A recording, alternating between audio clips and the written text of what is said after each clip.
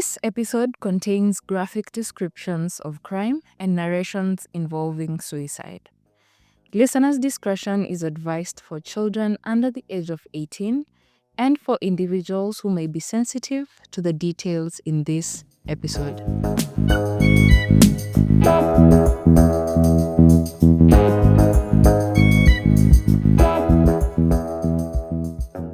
Hello and welcome to this week's episode of Krime KE podcast. My good name is Ajuma and I am a human rights journalist from Kenya. This week, we get into the disappearance of Bogonko Bosire. This is a story tied up in power and politics in the Kenyan political scene. This story to some extent resembles last week's episode on Mwenda Mbijiwe because both men vanished without a trace, and up until today, no one knows where they are.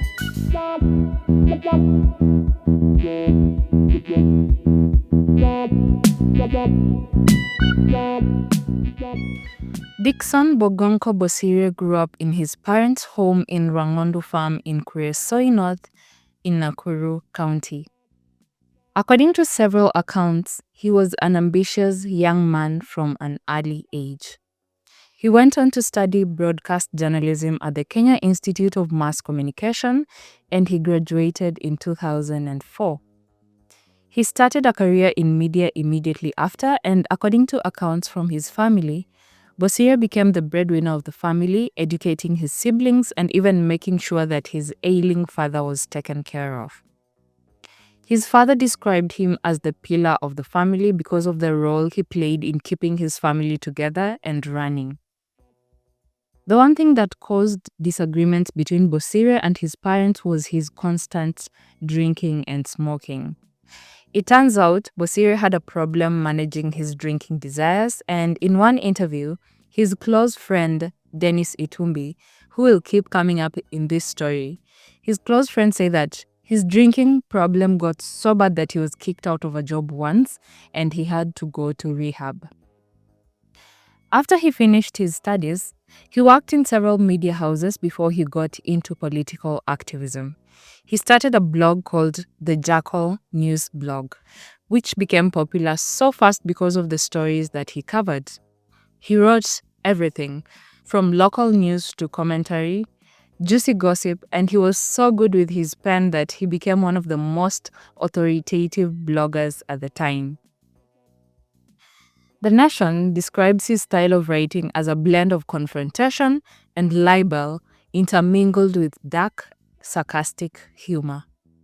His blog thrived on publishing scandalous stories involving some of Kenya's most popular figures at the time, including those in the political scene and even media personalities.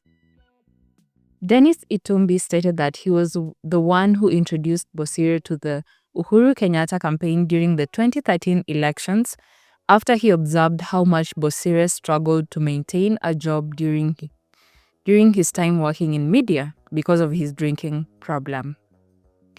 During the campaign period leading up to the 2013 elections, Bosire and his vlog were used as a propaganda tool for the Jubilee coalition, which was led by former President Uhuru Kenyatta and the current President William Ruto.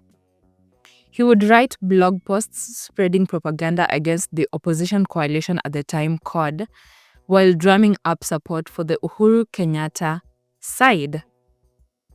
One of his brothers, Elkanah, described Bosire as a die-hard Jubilee supporter, and he even said that on the day of the 2013 election, he woke him up very early to go and vote, and he even told him to vote for Uhuru Kenyatta.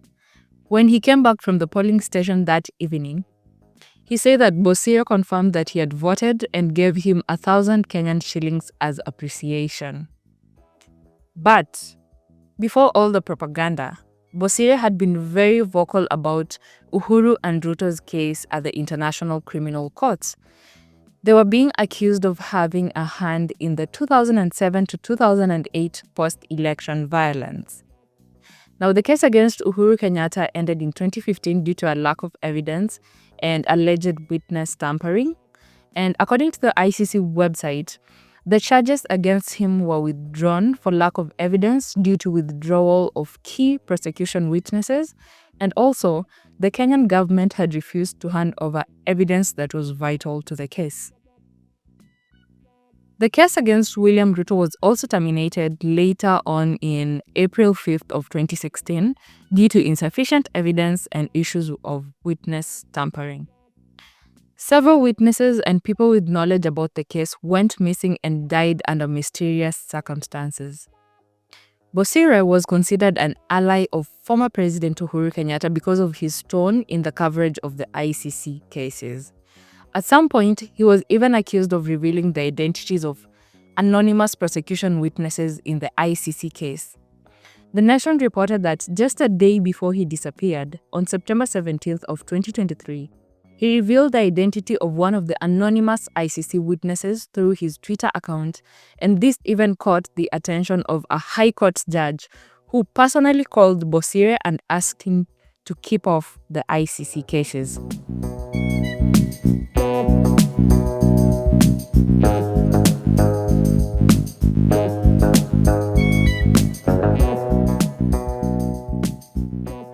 The last known person to see and talk to Bosire was his cousin, Fidelis Kiago, who he was living with in South B, Nairobi.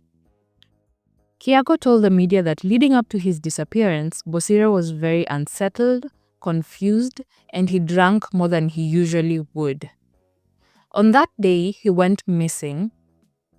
It was on Wednesday, 18th of September 2013. Kiago said that on that day, he came to their apartment and asked him for 50 shillings fare to town, which was unusual because he said that Bosire never asked him for money. If anything, it was the other way around.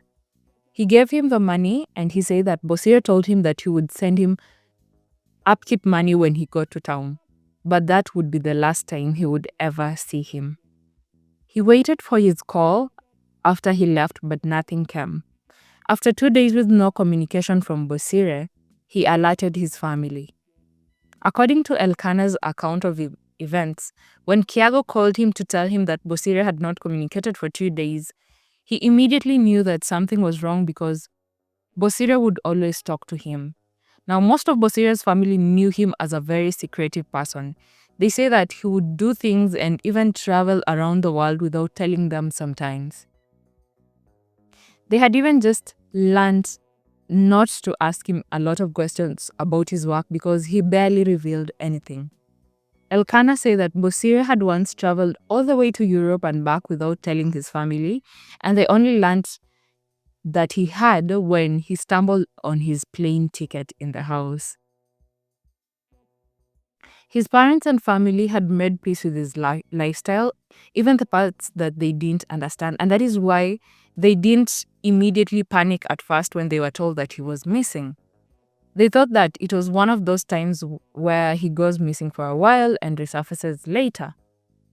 Elkanah said that he knew his disappearance was unusual when his blog, Jackal News, disappeared and his works were wiped out after he disappeared. He said that when there was no communication from Bosire, he would constantly check his blog. And if there was a fresh update, he would know that he was okay. Maybe he just didn't want to say where he was. But this time around, Bosire was missing, there was no communication, and the blog was completely gone from the internet. Elkanah said that the first person that he called was Bosire's friend, Dennis Itumbi, who was at the time the director of the Presidential Strategic Communications Units. He said that when he asked Itumbi whether he knew about Bosire's whereabouts, Itumbi told him that he too was looking for Bosire.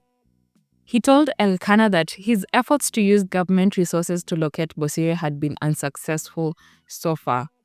Now, just 2 days after Bosire went missing on September 21st of 2013, Kenya experienced one of the worst terror attacks in the country.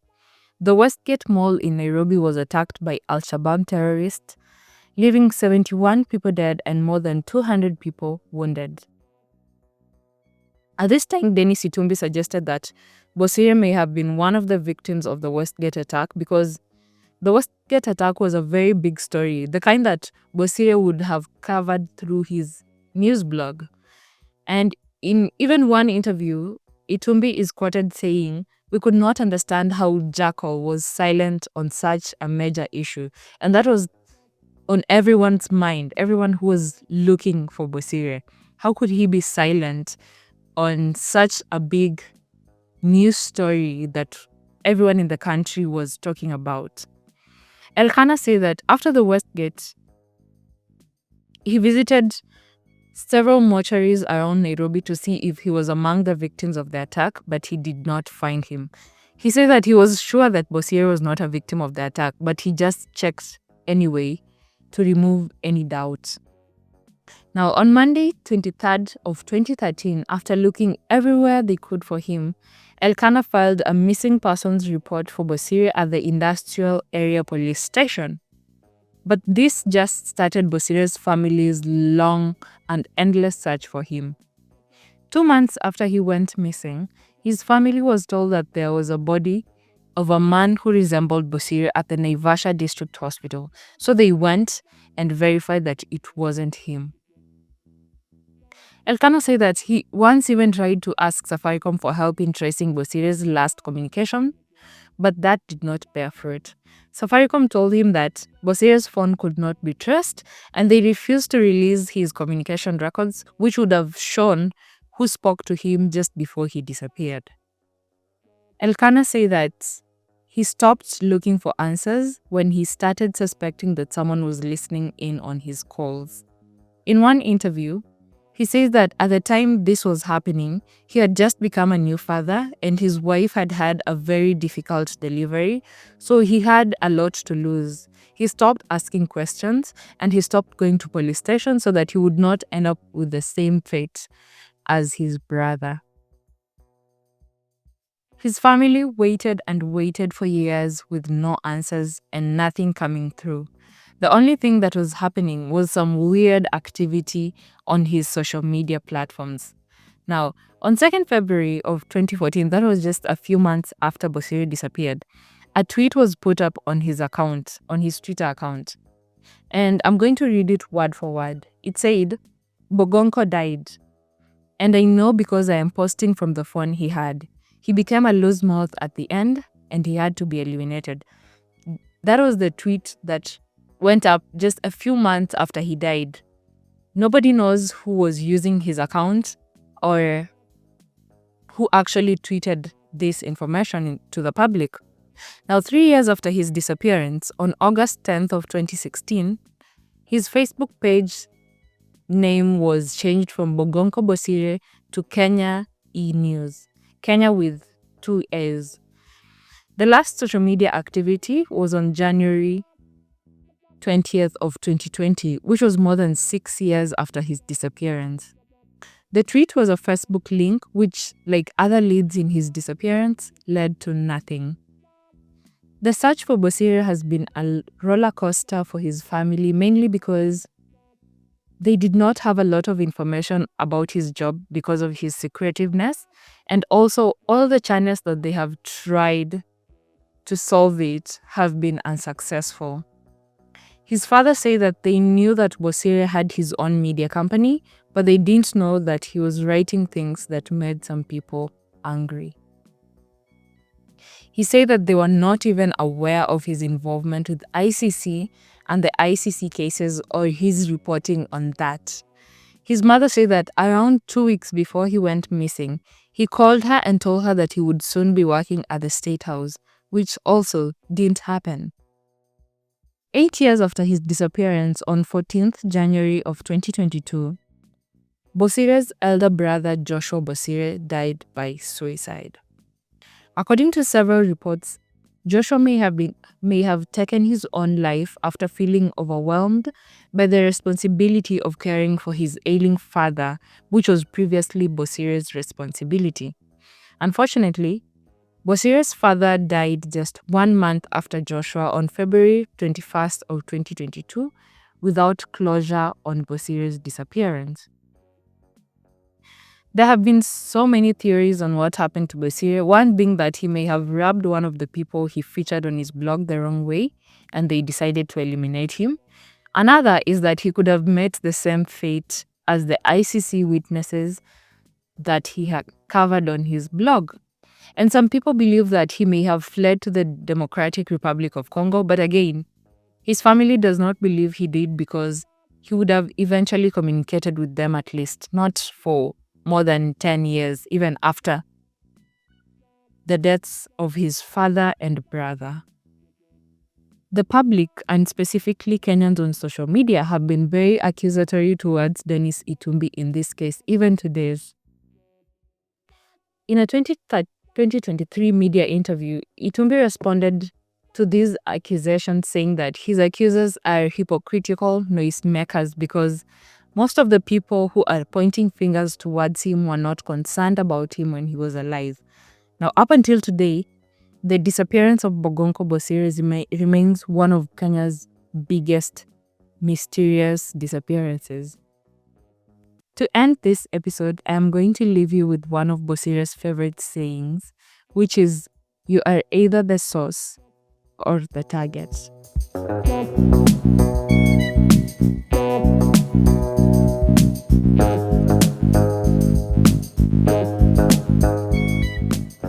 Thank you for staying with me until the end of this episode. You can support Krime KE podcast by sharing this episode with your friends so that you can help us to build a larger community for this podcast. On TikTok and Instagram, we are at krime.ke, crime with a K. On Facebook, you can find me at Ajuma Millicent. I have tagged the podcast contact information and social media pages on the show notes of this episode so that it is easier for you to reach out if you have any feedback on this episode or the podcast in general. We also have a WhatsApp number, which I have put in the show notes of this episode. You can send in voice messages, suggest cases, and give feedback. Don't forget to give the podcast a 5-star rating on Spotify and catch the next episode of Crime KE podcast on Thursday next week on the same platform you are listening from right now. But until then, stay safe and remember, it is crime with a K.